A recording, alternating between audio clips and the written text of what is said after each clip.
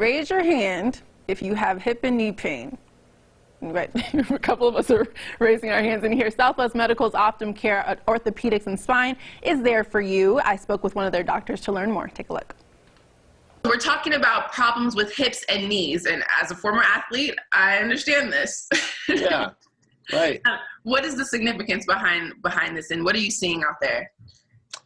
It's prevalent. There are a lot of people with hip and knee pain at varying stages of severity, and it causes different amount of disability and limitations in lifestyle depending on what people are trying to do in their lives and what they're expecting from their bodies. So even though it's a lot of times generally the same cause, it's very different in how it affects each individual person.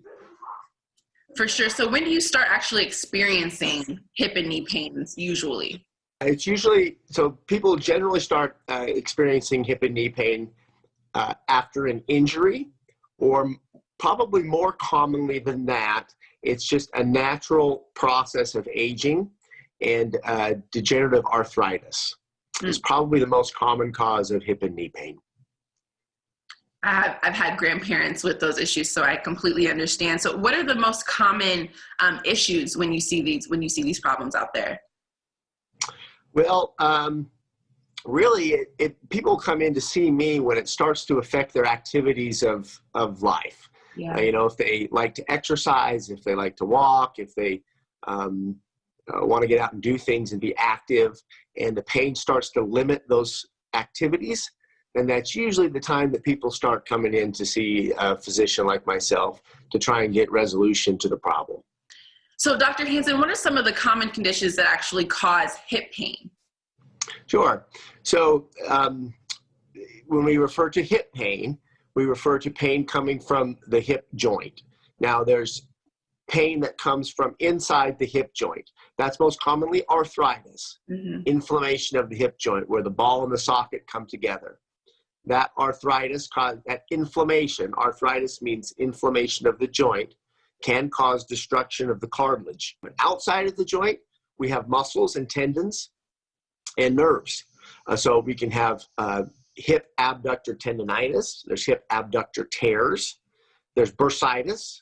The greater trochanteric bursa can cause a lot of pain around the hip joint. What about when they point to their knees? Like yeah. Yeah. What are those most common conditions? There's the meniscus, and that is a common source of pain for young athletes. You can get tears of the meniscus. The meniscus is a fibrocartilage structure. There's one on the inside of the knee, one on the outside of the knee, and you can get tears in that can cause painful popping and catching, sometimes locking.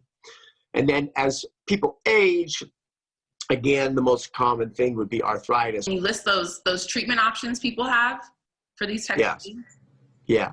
So first, like I said, activity modification would probably be the simplest, right? If we're overdoing it, we need to back off.